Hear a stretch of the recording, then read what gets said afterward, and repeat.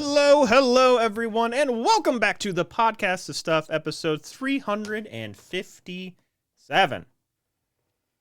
Been a little bit. I forget what was the reason we didn't have it. Oh, you guys were seeing Fantastic Four. That's right. Who's you guys? Everything was DA. That was DA. Yeah, I think because I was streaming DK while I was or basically when you said it's not happening, and then just that's when I got the text of it was okay. Which it was. Hopefully there will be no disagreements as to that, but that is my, and it might be going down. Oh, okay. Yeah, that is one of the things we'll be talking about. I saw it earlier this week, amongst other things. But before we get into all that stuff, your kind of weekly reminder. Black Lives Matter, stop bitching, get your vaccines and boosters, wear your masks in crowded indoor places, support Ukraine, support LGBTQ rights, support body autonomy, pay your employees what they are worth, fuck generative AI, fuck genocide, fuck bullies, and be good to one another. It's crazy that Markiplier got a little bit of heat for his AI take when it was basically so he was really into AI, but not the AI that's generative like art stuff, but just like, hey, things that can find cancer, this type of AI research. But people just hear the phrase AI and Markiplier being positive towards AI, and they're like, oh no, another one lost, as opposed to really delving into what he was speaking for. It's because there are good types of AI. Like, let's not ever confuse it. They're just really bad types. Oh my god! Think Rod Stewart had a concert and Ozzy Osbourne died recently.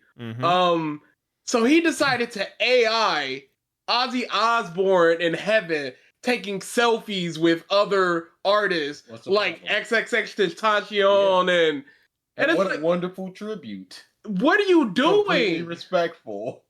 Like those ones with Hulk Hogan and him being surrounded by people that openly hated him like Macho Man.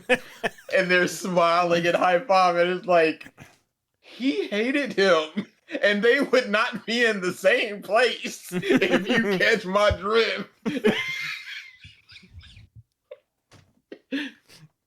Yo, where's the old white heaven, brother?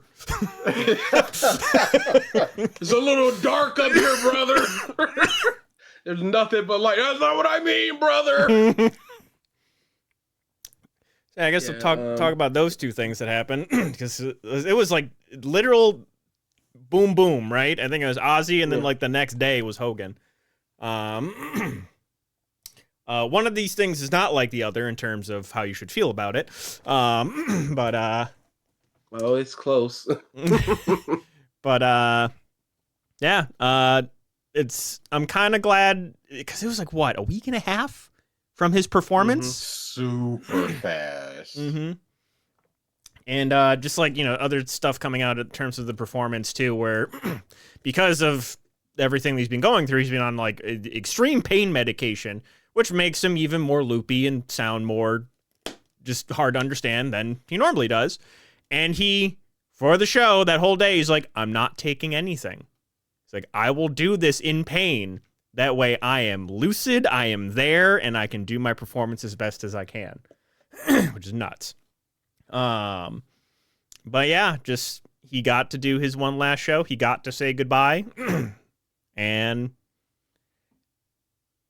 it's one of the things where I talked to a bunch of people where they're just like, well, how do you feel about him? Like, I was never like the biggest into Ozzy, and like, yeah, I'm honestly only really kind of now realizing like how important he was to the genre of metal, just by all the stuff that I've been learning as recently, just because of his death.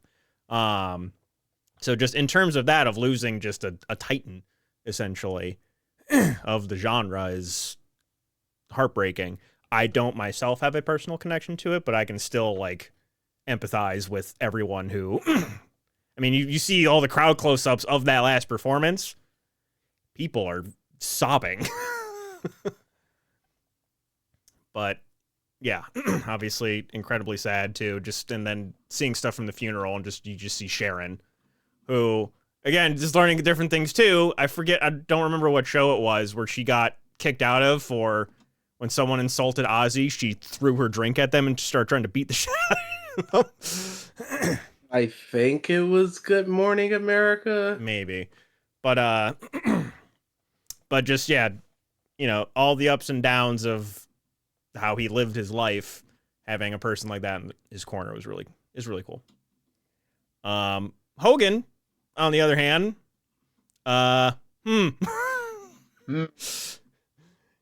it's like you look at a statement from Sharon and then you look at a statement from his ex-wife. It's like, ooh. Ooh. It's incredible to me that people, I've said it so many times, 4 months ago, were so happy they booed him out the building. 2 weeks before his death, so happy and laughing that his ticket sales were going nowhere. 2 days before the death, talking about what a piece of shit he is. Now he dies, it's like, we gotta show respect. That's not like, and I said it on our stream, death is the one thing that is inevitable. You are not due respect because you died. He was a racist piece of and I don't mean just like he said the N-word once. I mean he was a mega racist. Mm-hmm. When you say, I'm afraid our karma is gonna reincarnate us as a black family, you're cooked, my guy. It's nothing left for you. Mm-hmm. And I'm so tired of this. Oh, dude, I'm so in WWE is pissing me off. Because Triple H was just up there with Trump, about the wellness and fitness and all that stuff. Mm-hmm. And he was asked a question about Vince, like the day after, and he said, "I understand it's a complicated feelings or complicated emotion or complicated situation. I'm so tired of them using the word complicated because Cody cut a promo in the ring after Hulk Hogan's death about Hogan, talking about I understand feelings are complicated, but what's not complicated is his contributions to the WWE. Don't downplay the mega racist. There's no complications. He was a mega racist piece of don't speak on the great things as the great things, but then just go, there were some other things.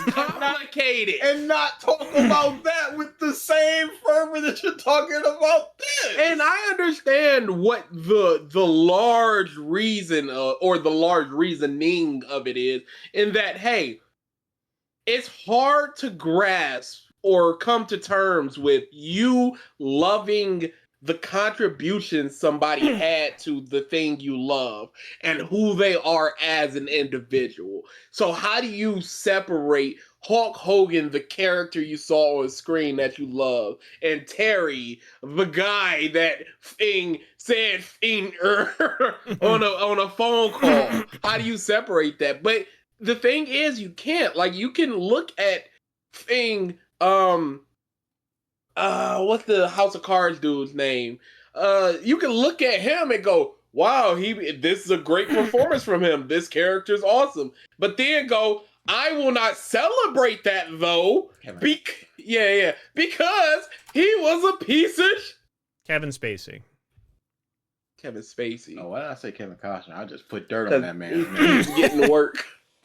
I would like almost have a bit more understanding of like how they're approaching that kind of stuff if Chris Benoit was given that same treatment. Post all that fallout. Because once they learned about it, his name is Skull. Exactly. And it's just like someone who in his ring performances had a lot of classic matches, a lot of like history, did a lot of good for the business, but he did awful things. One of the greatest WrestleMania moments and one of the greatest WrestleManias in WrestleMania 20. Mm-hmm. But it's him and Eddie in the ring together with the belts. Mm-hmm. But did an awful thing. So if you can do that, so he's got to go. Why can't you do that for Hogan? And it's not even like and I understand because people are gonna go, oh, the levels of which the awful thing occurred. Because I had a discussion that like, hey, you've got to understand why people aren't celebrating or respecting Hogan's death. And it's like, well, people can't make a mistake. You can't give them a little grace, blah, blah, blah. And then I brought up Ian, the dude from Lost Prophets, and I'm like, one thing can ruin a person's legacy. He's like, oh, of course you go to babies because that's all you got. Like, mother, that's my whole point. A thing can up somebody's legacy, and it's not a mistake. It's who that person is. Mm-hmm. He was not. This is who he was. He's not. He doesn't know that he's being recorded. This is behind closed doors. Oh, somebody's breaking in. No. Okay, I'm just grabbing my water bottle. Keep talking. You're talking about my name, brother. It's a ghost of Hogan. Oh God. You just see his lighting go orange. Just see a giant meaty leg just.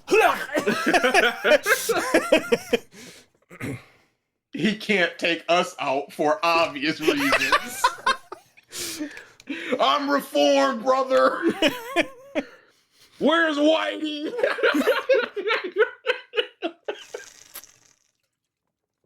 Red, black, and blue, brother.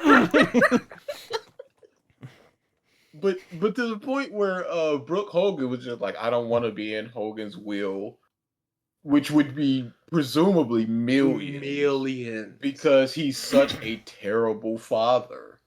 She wants no part of him, even in death. Just watching the number of the bank account go up, she's like, no. So they had their falling out, and she almost died during childbirth, and her husband tried to reach out to Hulk to like reconcile those two. And Hulk was like, no, unless it's on my terms. And it's like, your daughter almost died in childbirth, and you're still like, it's gotta be my way. Like, he was a piece of And he also never apologized. And then when he got in the locker room for the whole N-word thing, he's like, watch out for them cameras, brother. That's basically his apology to him. What's that music? Yeah. When he died, Twitter was unforgiving. And people were crying about it, like, oh my God, why are y'all... No. It was hilarious. Oh yeah, here's the thing. I personally won't do those types of things, but I will laugh at them every time if it's funny. I don't give a shit. So yeah, two very different feelings for two different people and two different deaths. So yeah, Ozzy, rest in peace. Hogan. Next topic. Leg drop to hell, brother. I guess we can talk about Fantastic Four now, since it was brought up earlier. So, I liked it. I'd mark it like a 7. 7 is what I would give it. 6.5. The thing that just walking out of the theater after seeing the movie, I am very happy that we got 2 back-to-back hard comic book movies, if that makes sense. This is a comic book film. Yeah, it is ridiculous. Most of the stuff doesn't make sense. The movie does not care to elaborate. It just keeps on a-trucking. We're gonna teleport Earth, baby! Oh no, they've taken out 6 of the teleporters. We'll bring them to this big red line he must cross. Literally step to the X Galactus, and there's a line. He's like, should I? It's a giant X. I'm not gonna step on this. And they're like, why ain't he stepping on it? I'm like, 'cause it's a trap.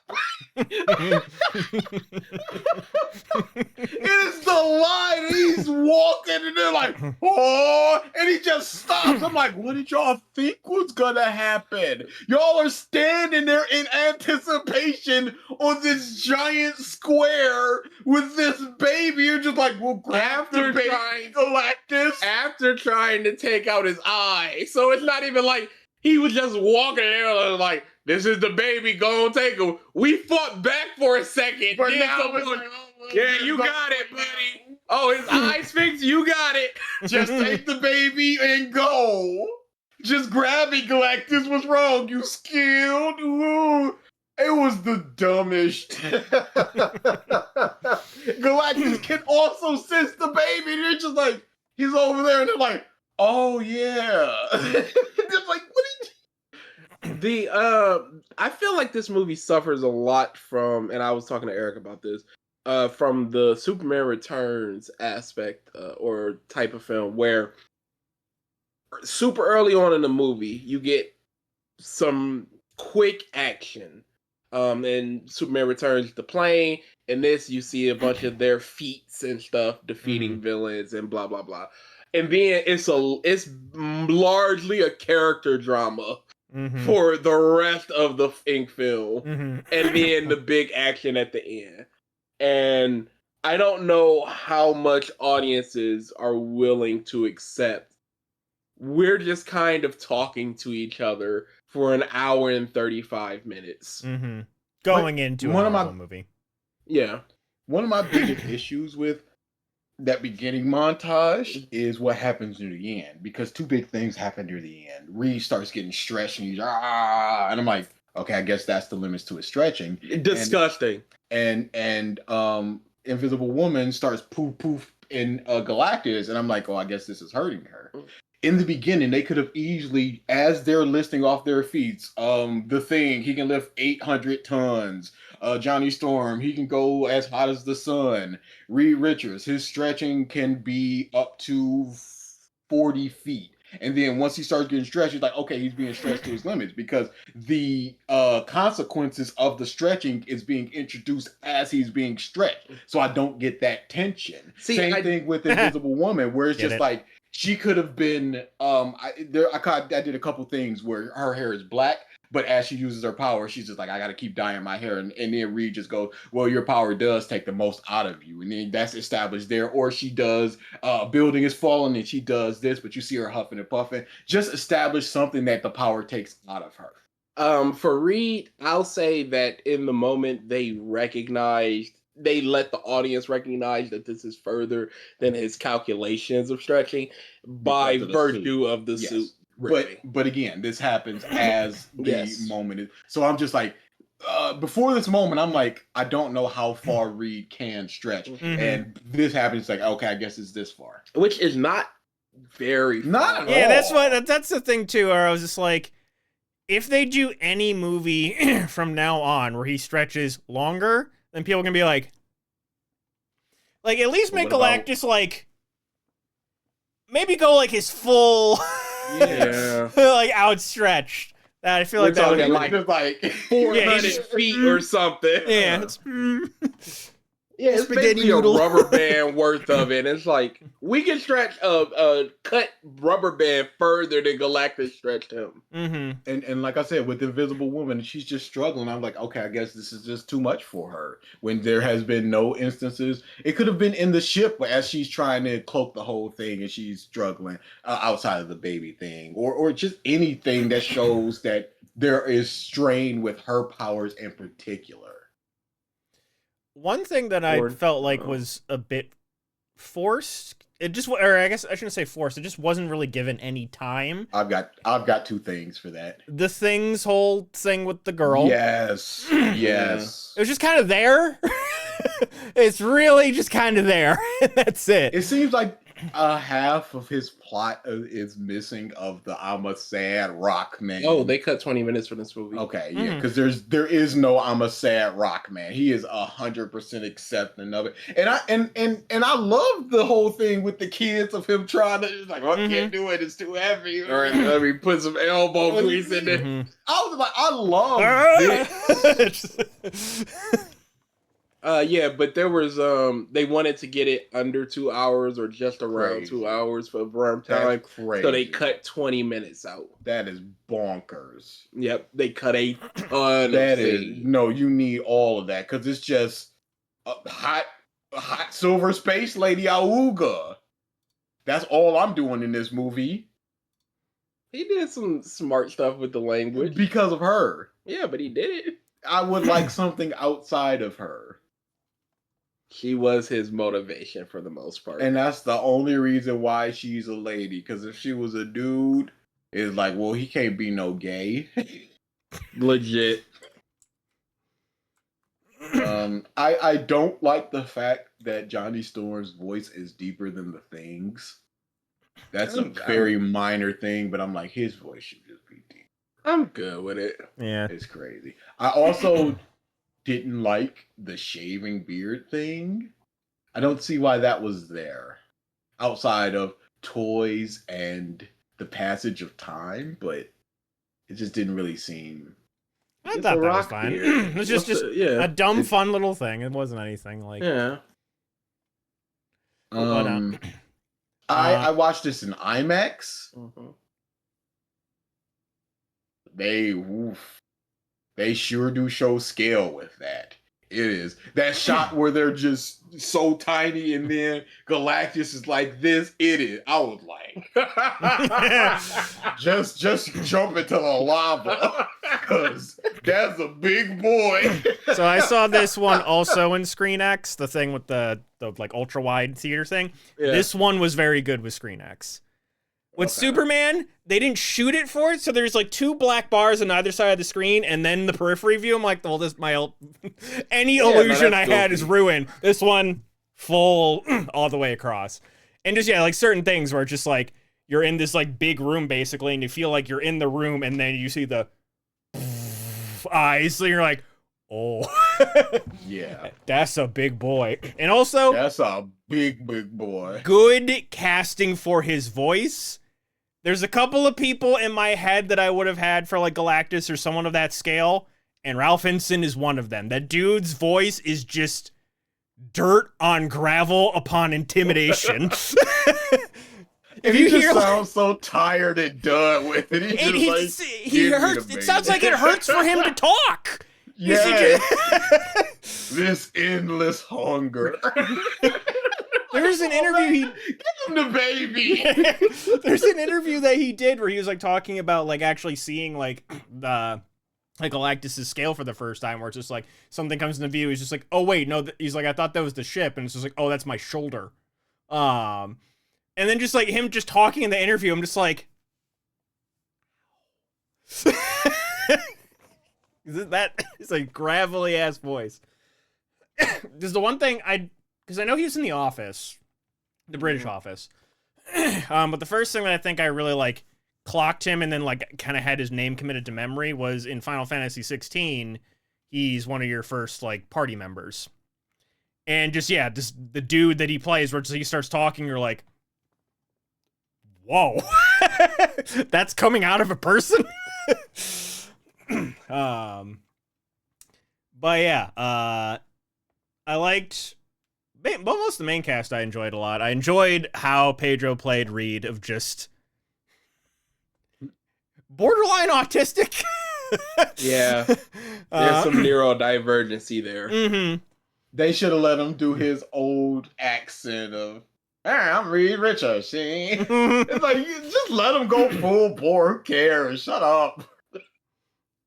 And I like, too, it's just like that, the voice that he was kind of doing as well isn't something we haven't heard before, because it was kind of his character in Wonder Woman. Life is good, but it could be better. Like, same cadence. It was good. I like the family dynamic a lot. Mm-hmm.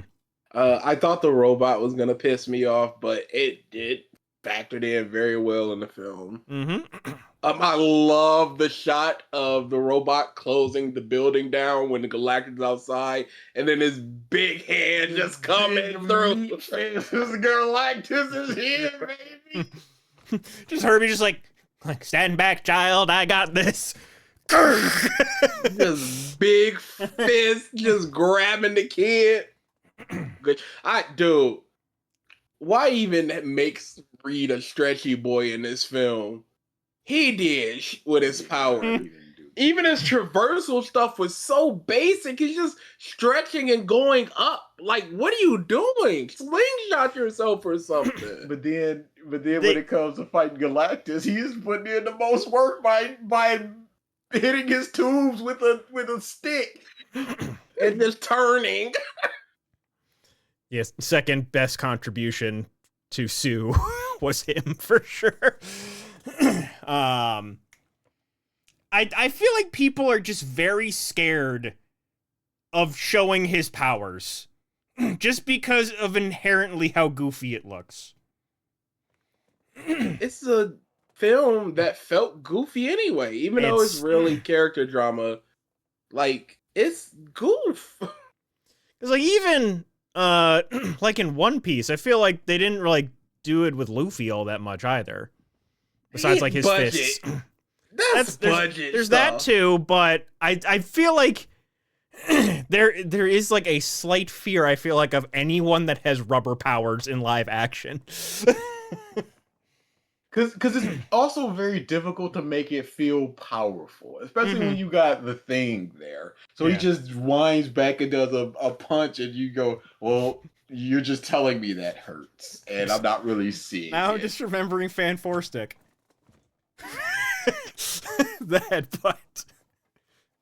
Oh, hold on. Actually, I don't have this. I'm going to see if I can find that scene real quick. Just the headbutt. Oh my god, It's unbelievable. just one of my favorite things. Because the sound effect just sounds so wrong. It doesn't fit at all. I like the commercialization of all the Fantastic Four. Yeah, the cartoon, the serial stuff. Okay. I like Ben Grimm just like say it's clever. I was like, no, that's just a cartoon. I don't actually do that. And he's just so nice about it. It's just kind of fed up. I liked the Thing a lot. Yes, but I just wish he had more to do outside of the lady and just or show more with the lady, or just give me a little bit of the sad boy. I'm a horrible rock man. He sees himself and then he turns away, and that's about it. And then he comes back like, I guess that don't matter no more because we might die. Or the first time that the baby sees him, he starts crying, and he, man, I am a rock. I'm a rock man. It's just little things that could have been improved, and I'm sure we're in that 20 minutes. They need a director's cut in the worst way. Because there were a ton of scenes. Okay. So we have a 7 to 7, 6.5. So what were some of the other things that just not a fan of? The post-credit scene, terrible. Both of them really. I wish they were reversed, and I wish the one with the cameo was more substantive. No, they can't do much without, because the hype is the future things that's coming. But then they're just gonna show it in the trailer, so why not just show it now? Yeah. I've come to enjoy the nothing burger post-credit scene stuff. The cartoon thing. I'm fine with it because at this point everyone's expecting it. Maybe this but like, I switch the scenes or put it in the movie. I actually really love that. Yeah. Again, I hated that it was the final credit. It was fine because I love and just like cheesy it is, and they're trying to emulate the old style, and they're not doing it great, but that's also fun. I liked it a lot. Yeah, I just liked how big boy Galactus was. He felt really big boy and weighty. Especially in IMAX. The scene where he was looking at the Statue of Liberty, I'm just like, Yeah, just clever ants. oh, you thought you was big. Yeah. All right. So next up, we have all of the VTuber drama that has been happening for the past week or so. Here's my phone, because I don't know nothing about this. Holy crap. So, the main, the biggest U.S. VTuber agency in the country, just basically shit the bed hard. Imploded. About a week and in the span of a day and a half. Yep. It was completely gone. So about a week and a half ago, from being fine. Well, to perception, from outside perception. Yeah, from outside perception. So Iron Mouse, arguably the biggest VTuber out there, announcing that she was leaving Vshojo. She had been a member for multiple years at this point. And I had an announcement video, and in that announcement video, she revealed that she had not been paid dude wages from Vshojo for quite a while. Also, that $500,000 that was supposed to go to the charity IDF, no, not that IDF, has been stated multiple times, the Immunodeficiency Foundation, not the Iranian Defense Force, was owed $500,000. That just basically opened up a can of worms. A bunch of people, a whole bunch of other VTubers are like, hey, I haven't been paid either. Hey, I haven't been paid either. Hey, all of us haven't been paid in like a half a year to almost a full year.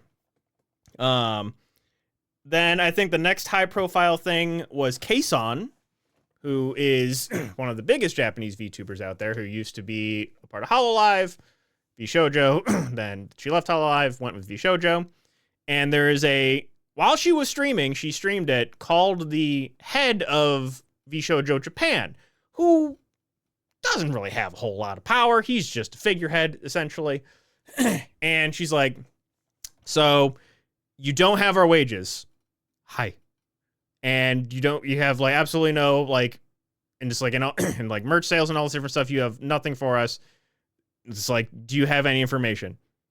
It's like, no. And then she first says in English, I quit Vshojo. And then repeats in Japanese, I quit Vshojo. And all the guy can do is just goes, hi. Hi. Sad. It's just a pause. Hi.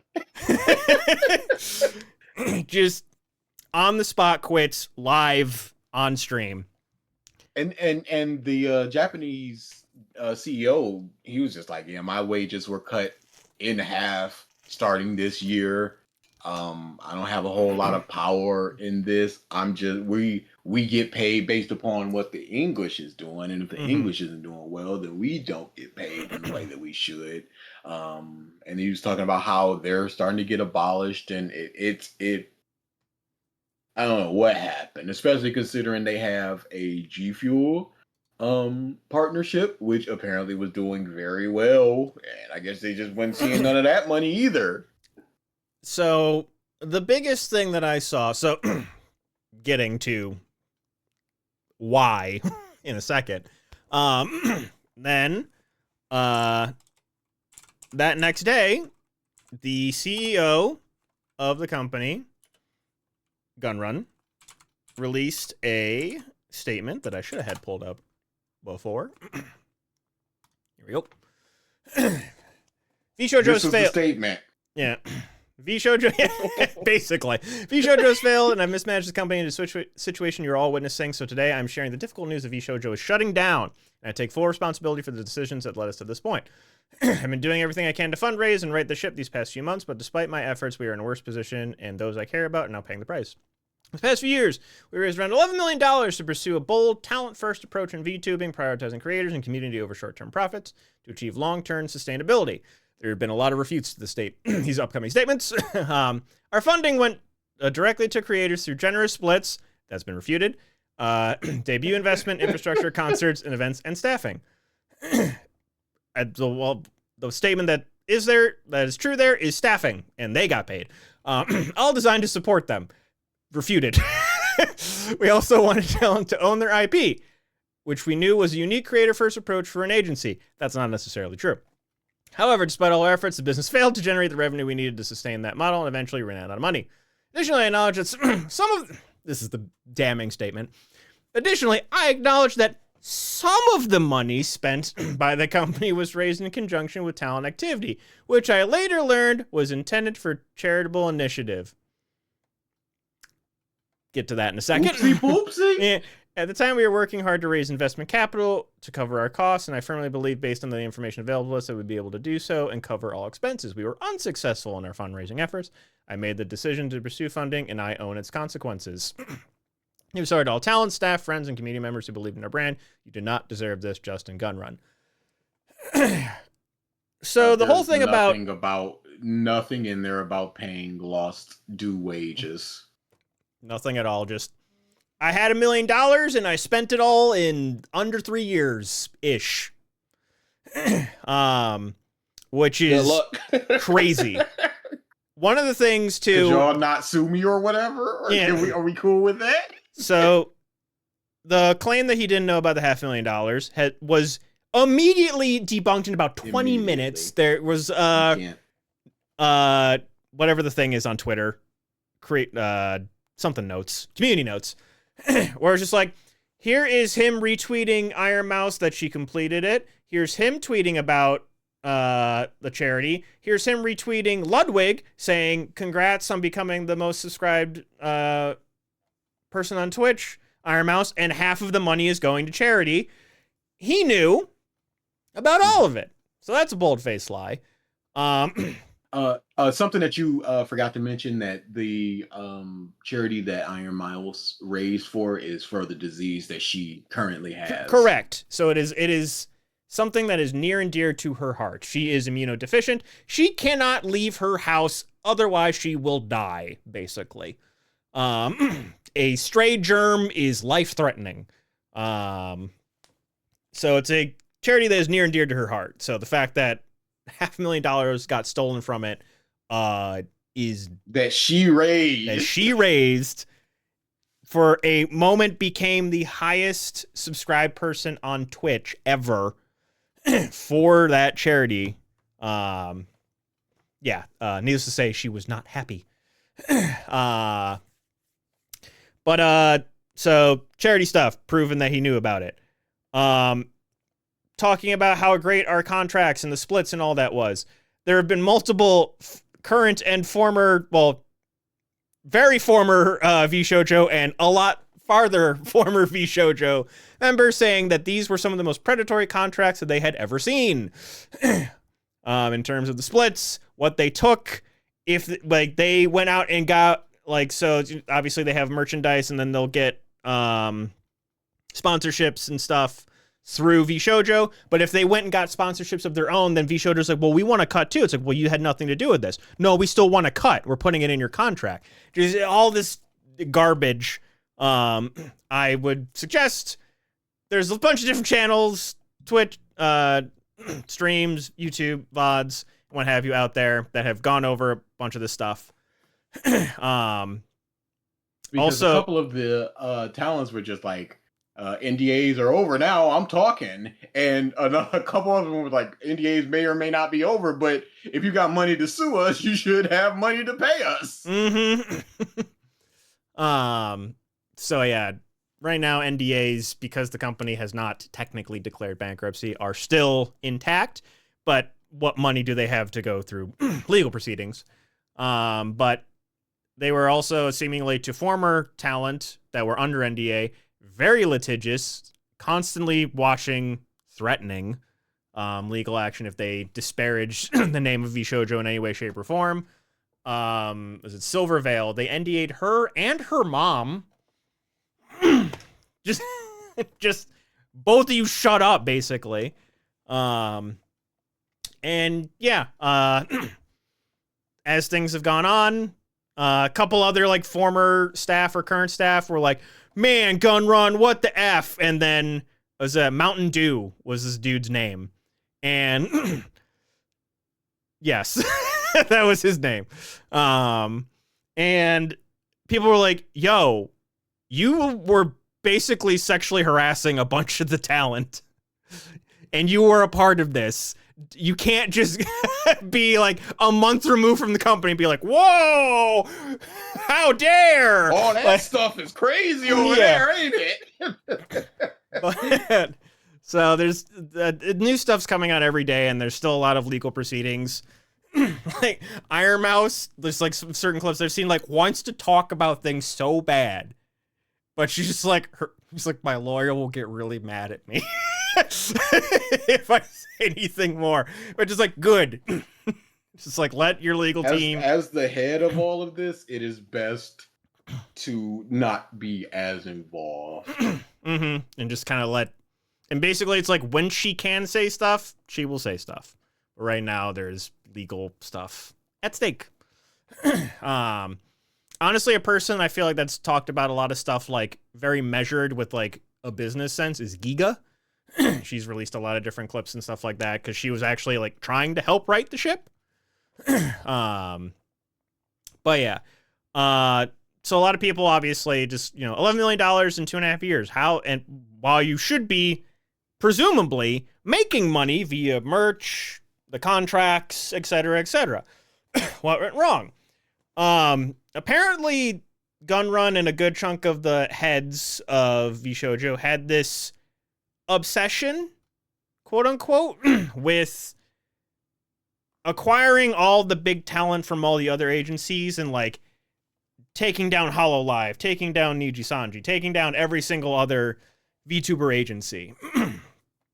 And we're blowing so much money in advertising across the board, but a lot of it just in Japan. They spent somewhere of like $2 million alone to have some advertisements in the subway for a week. How's that possible? It's a very high traffic area. Yeah, it's I think it was Legal Mindset did the math on it. He's been going over stuff on this from like a legal standpoint. And yeah, it's just like they just blew through a whole bunch of shit. And also a lot of, I guess, the executives it was like a buddies club where it's, bring in my friends, pay them good money. We go out to karaoke bars all the time, have these fancy parties. It was just, in a way, a form of advertising. It's just like, hey, we have these awesome parties. We're amazing. We're Vshojo. But yeah, basically just, and most like people of a business acumen, it's just like, there has to be extreme gross negligence and abysmal business sense for you to blow through $11 million in 2 years. This is where I wish Ralph was here because he would have a gigantic opinion about that. and this is $11 million on top of all of the earnings that you're getting with the sponsorships, with ad revenue, all these things. It's insane. It sounds impossible. Apparently not. It does, doesn't it? It feels impossible. Yeah. But yeah, just bonkers. And just obviously different reactions. I feel like Zentreya, basically, she's just come out just like, I've been trying to get like rising talent for you guys to look at, to get rising talent, because just that was just kind of the promise where it's just like, we're talent first. We're going to support you guys on your journey to becoming the best VTuber that you can be. And they just kept getting names was their big thing. They were former actual people who were in other agencies. They said they would like do auditions and all this different stuff. And just like certain other VTubers that have been indie for a while have been like, hey, I was recruited and the contract was garbage. Shy Lily had a video on that amongst a few other people. And yeah, just complete implosion in the span of about 3 days. And just gross negligence and Crazy. mismanagement. Crazy, boy. It was perfectly fine. Everything is cool. And then Iron Mouse was like, hey, yo, what's up? And then everybody was like, hey, yo, what's up? And then she left. And then it was like, I'm also leaving. I'm also leaving. I'm also leaving. And people were putting you in lists and just like, here's all the talents that's left. And then as the tweet is going out, it's just another tweet. It's just like, these people are now left as other people are. It was a crazy like 8 hours of just gone. And then it was just like, there is one person left. And then they were gone. And then immediately it was just like, Vshojover shutting down. You ain't getting your money. Yep. Sorry. Employees, You shouldn't have talent, trusted or me. charity. Yeah. There's a couple of people too that were like in the scene where I think the like funniest like reaction to it was Cottontail VA, because she just like literally, I think the day or like a few hours before the Vshojo is done tweet was sent, she had said, "Hey, I'm hiking in the mountains, not gonna have internet for 3 days. See you guys, can't wait to come back." And all the responses are like, "Don't come back! Don't come back! Stay away!" And it's just like, "Hey guys, what happened?" 3 days later. The other big thing too is merch, because obviously there were like a bunch of people that had did orders for merch and stuff like within the past couple days, and it's just like, can't do nothing for you. And like a lot of the actual talent were like trying to see if they could figure out a way, maybe just buy all the art, buy all the merch, and then they then distribute to the people. Or it's like we'll just take on the cost. And there's been some of that, but then just there's logistical stuff all over the place. Yeah, as the weeks go on, we will find out in terms of litigation what's going to happen. Because this is technically class actionable from the VTuber talent, specifically to Gunrun. So could see more of that in the future. But yeah, just a monumental collapse. But do any of you guys have like $500,000 that I could borrow real quick? Okay. Yep. I promise not to embezzle it and blow it all on I trust you. 2,200 advertisements in the Tokyo subway. Because that's what we need, goddammit! It's just horrible advertising. It's just you giving a thumbs up. There's no name of the podcast. Just the mic drop. QR code, nothing. Just me doing the mic. Just a picture. Like, who is this guy? No name, nothing. Just a blank canvas with Mike. Would have costed another $500,000 for the print. He's going, yeah. Oh, shit, I got nothing. There's no branding. Approved, and it's up, and it's like, well, beautiful. Oh, shit. I pay more money to fly to Japan. It's like, guys, that's me. Hey, here's the Twitch. You're just wearing a Mountain Dew shirt. I just like, it's just an advertisement for Mountain Dew, I guess. I am thirsty. Japanese people just under. Mountain Dew sales spike 500% Japan. Oh boy. All right. Next thing I got is Nintendo had a direct. Was a partner direct. They still managed to sneak Zelda in there, even though it was a partner direct. But We partner with ourselves. So they showed off a bit more of Hyrule Warriors Age of Imprisonment, which is technically a third-party game. New Monster Hunter Stories, new Octopath Traveler. Octopath Traveler 0.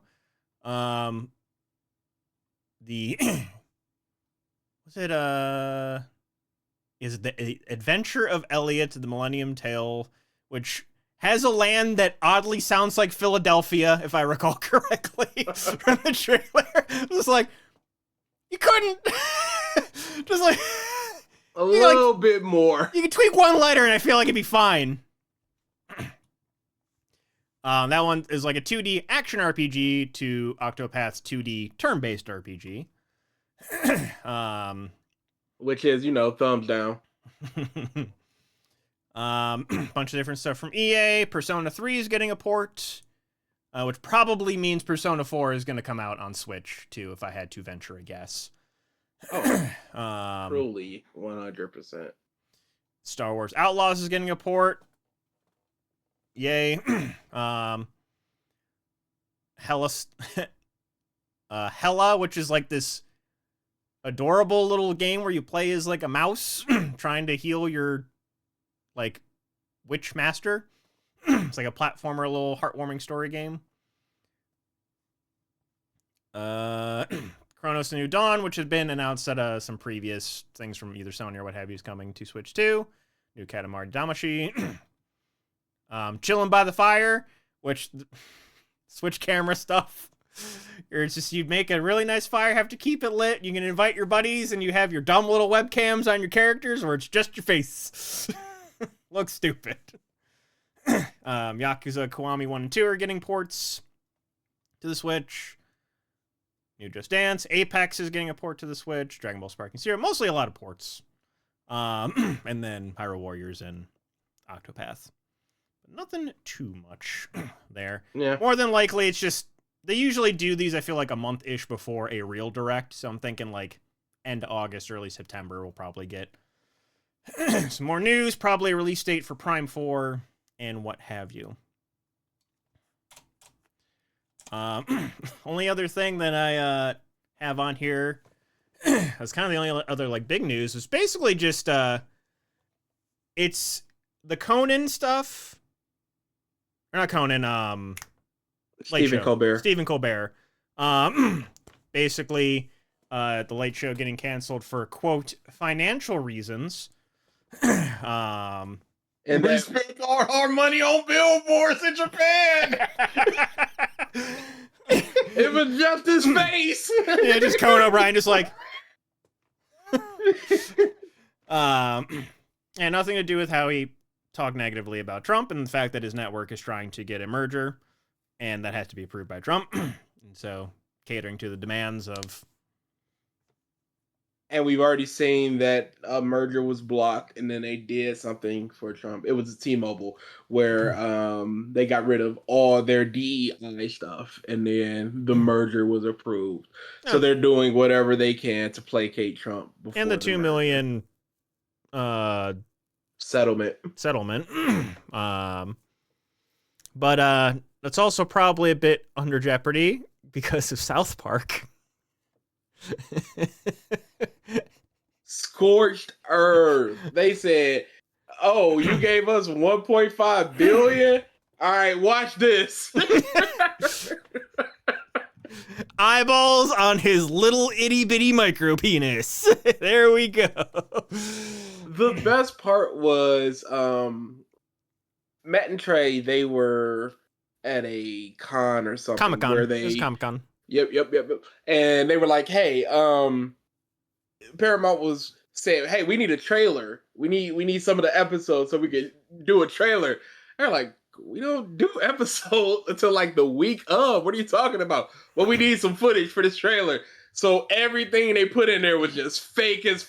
They just went, "We made footage up just for this trailer. None of that is happening."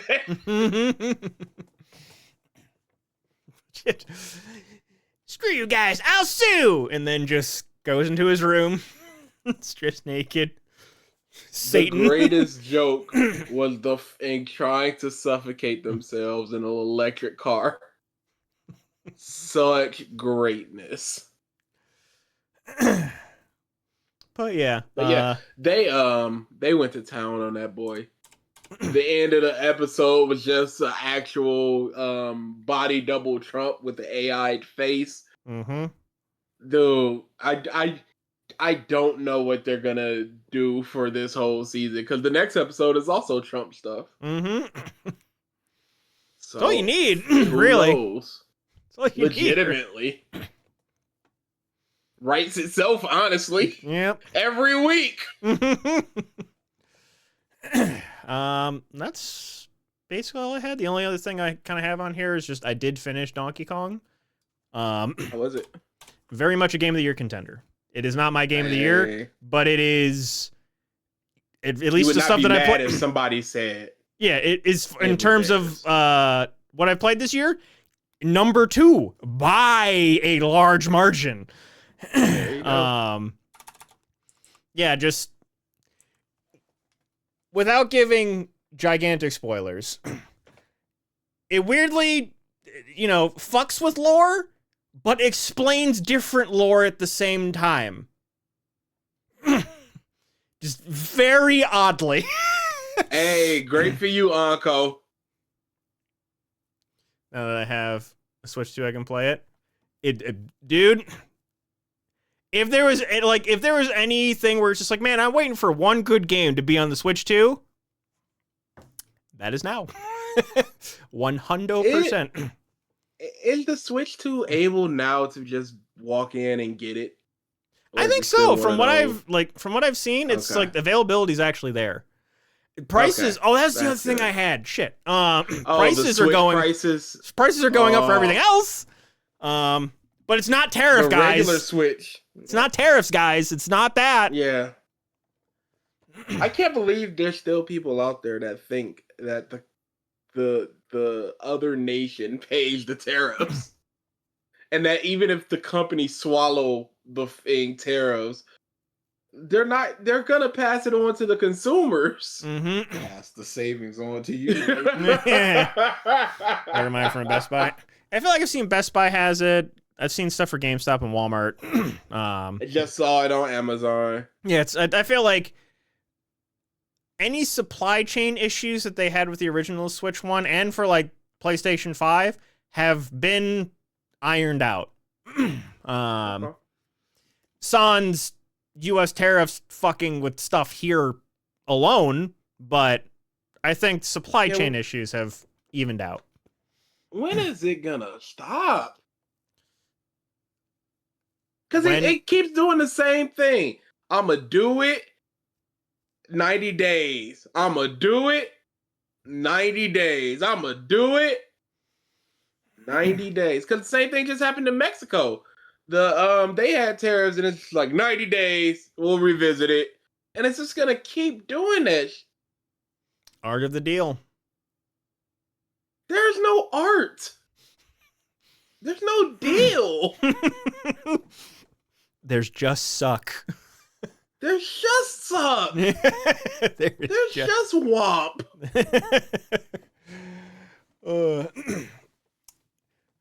I'm trying to think of... Oh, you missed the whole thing. We're almost out of here. Yeah, we're basically done. I forget. We started late and you still came late. Yeah. I forget, someone asked me, I think it may have been me while I was streaming, if I like this or Mario Odyssey more. And it's honestly hard to say. Because I think Odyssey, it's the same team that made it, and you can feel it, like, in terms of just how the games play. Odyssey had, like, more elaborate puzzles for different things, especially with, like, the cap stuff, needing to use different capture abilities and all that, and just a little bit more thought had to go into different puzzle solving and how to get certain moons. A lot of the moons, or the bananas in this game, a lot of it is just, I punch to get to it. I'm okay with that, but I can recognize that I didn't have to use a whole lot more brain power than I did with Odyssey. It was just, I'm gonna punch everything, and more often than not, I found a banana. But punching stuff in the game, though, is really fun. There's two games that I'm like, was there any other, like, there's been other games that have been like this, but I'm trying to remember them. And I never played it, but there was an Incredible Hulk game in the GameCube era that was very similar in terms of just... something destruction. Destroy Yeah. all. No, that's Ultimate Destructions. I think I was so. thinking Ultimate, but that sounds kind of. But then it was the 2000s. Yeah. There's that, and then Red Faction Guerrilla, which came out in like the 360, where it's just the whole point of that is just I'm gonna destroy buildings. I have a big old sledgehammer. I can just go towards the foundations, and it comes down around me. And it's just like, that's fun. When everything is destructible, it's really fun. But yeah, just the gameplay loop. Battlefield tried to do that with their Levolution, and then you shoot an RPG at a building and it topples over or something, and it just never worked for that. But the gameplay loop in the game, extremely fun. Using the different Bonanza abilities is also very fun in terms of, like, that's kind of like the replacement for the capture abilities is the different things that you can turn into. And one of the best ending game sequences that I have played in a very long time. And that's all I'll say. Like 9.5, 9.5 easy for me. Okay. Extremely good. But that is all I have to talk about. And we are basically at time. So, Mr. Factman, what we got? 50 normal facts. I tried Fantastic Four. I failed. You should have tried comics. 50. 1.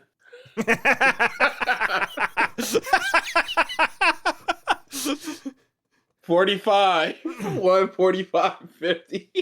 4, 1, 4, 45, 50. 1, 4, 25, 45, 50. Nice even split. Good job, guys. 43, 1, 4, 25, 43, 45, 50. Good job. 43. Oh, Blackies. Late in the stream, but got the fact. Colorado once had a mile marker, 420. They had to change it to 419.99 because too many people were stealing it. Understandable. All right, wrap her up. No jokes needed. We all got it. Writes itself. That was good. That was But it good. just made it so unfun. Even me, a non-smoker, I'd be like, I don't know. On the gas. Maybe I'll commit a federal crime here. Yeah, I would hang this right leaving the door. Like, yeah, absolutely. Did we have the socket wrench in the trunk? Yeah. Yep. Why? It's midnight. No reason, no reason. Highway 69, absolutely. All of those. People are funny. It's funny. Just gotta imagine the worker coming by again. They just had a bad day. I'm gonna drive past this, and that sign better be there. Mother. I just like how the city at one point is just like, you know what? Yeah. All right. We gotta All do right. something. Yeah. Is that what that means? All right, guys, we gotta put a dot after this and some numbers. 420.69. Perfect. I think you're failing to see the problem here. People see the sign go up. Fine, mile 1488. I don't know. They see that sign. It's like rare collectible. It's moving faster than the 421. They're standing in front of it and they're stealing it. They don't care. They're stealing it out of the manufacturing plant at this point. Imagine if the sign was like placed precisely at that point, though. How, like, if it was at 420.69 0.69 of a mile. Amazing. All right. With that, call this podcast a close. Hard confirm nothing next week because DA will be in Washington. Yes. Yes, sir. Cheap viewers. Getting what I deserve. So Oda, really quick. Otakon, they introduced a system where you got to go on the guidebook and register for the international autographs for the international guests, but it's a free for all. It's a bloodbath. There are 40 spots, and there are more than 40 people that want to get in. What? I got one person that I wanted. One person. They were signing on Friday. They were signing on Saturday. I'm like, if I don't get in on Friday, my entire Saturday is ruined. Because I'm just going to be thinking about that. Because that's the entirety of the reason why I'm going to Washington, D.C. Got it on Friday. Hey, there you go. And you are guaranteed to get it. Who is it? It is the voice of Himiko in Sket Dance. There you go. Which I may have talked about Sket Dance once or twice, but I've never heard it. You never. Every day of my life. No, it is the voice of one of the main characters of my favorite manga outside of One Piece of all time, and I was not going to let this chance go by. Hey, that's very fair. Very fair. And if I did not get in that, it would have been a crash out, the likes of which I've never seen. It would have been. I do not want to know how I would have felt if I did not get that. Hey, don't worry about the plane going down. I'ma take it down. We're all going. And they have a system where you need to register with your email that you signed up for the badge with, which is smart. You need a headshot so nobody can scalp them and just start selling this is you. Yep. You register, and I'm like, this is a good system, but it needs some work because it's just the bloodbath aspect of it. So it's just people just as 8 o'clock is coming, they're just clicking until they. But yeah. Yep. So I got mine, and I'm gonna go there. I'm gonna do that, and then I'm gonna just spend time in DC.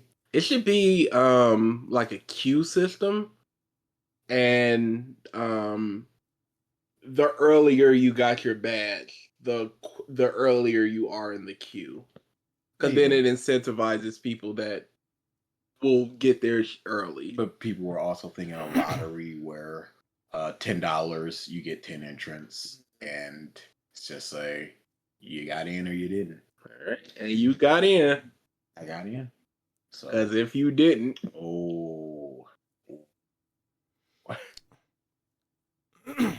Okay, never mind. I thought I heard something different about the A and B contest, but never mind. It's still there. All right. So with that, I miss AMVs. I do too. Dude, there's a whole trend on TikTok going on, and I'm just like, this is scene linking. Like, this is, and people are like, this is blowing my mind. And I'm like, moms were doing that in the late 2000s. AMVs, like, what are we doing out here? And I'm not even saying a lot of them aren't good, because there was one I saw that was super good. The greatest AMV of all time, and it's just scene linking. It zooms in here. Yeah, like it's should do an AMV rankings thing. Brother, you are a decade and a half too late for the one podcast that we had that was all just talking AMVs. Though it would be fun to go through our favorite and least favorite effects and styles and that type of thing. I think that, because there was a rain effect that everybody was using, and I hate that manga effect. Yeah, I know what you're talking about. I feel like Bleach. Like, for some reason, they did it with Bleach. Yeah, dude. Too much. So many times in the Grim Jow, Ichigo fight. I'm like, why is it raining? The sun is shining here. The overuse of the manga going into the anime scene, dude. Ralph's favorite, iZoom. Oh yeah, the iZoom. Bring back DMX. I was so proud of that DMX. I was so proud. You have no idea. One of my favorite. Go ahead. People loved it. I'm just gonna say that. One of my favorite things of like all of my AMV stuff was we were doing streams like at the end of the YouTube. Oh, I already know what he's Perspective talking podcast, about. where we were showing off like our own videos, like critiquing stuff way back when. And it was my turn. I showed off one of my videos, and you two were like, "This was you." We talked about this recently, Dude, in Revisited. Yes, if we had face cam at that time, you would see us slack jawed looking at each other. Legit, we were googly moogly, wide eyed. Because we were watching it, and we both were like, "This seems familiar." Then that part happened. I was like, "What the?" Dude, That was you. we watched that AMV so many times when we were getting AMV. clearly. Yeah, We just do that to each other every now and then. Like,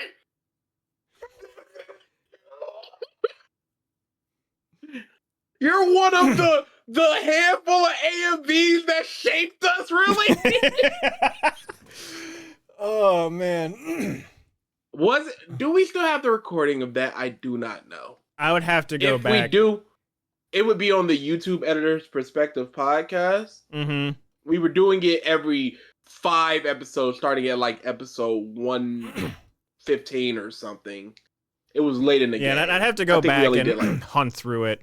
But it was near the end, so and most of the stuff near the end we were putting on YouTube, so I'm assuming it's there.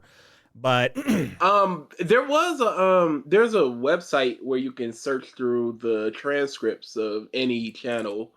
And if you could just kind of remember some of the verbiage, it might be easier to find out what it was.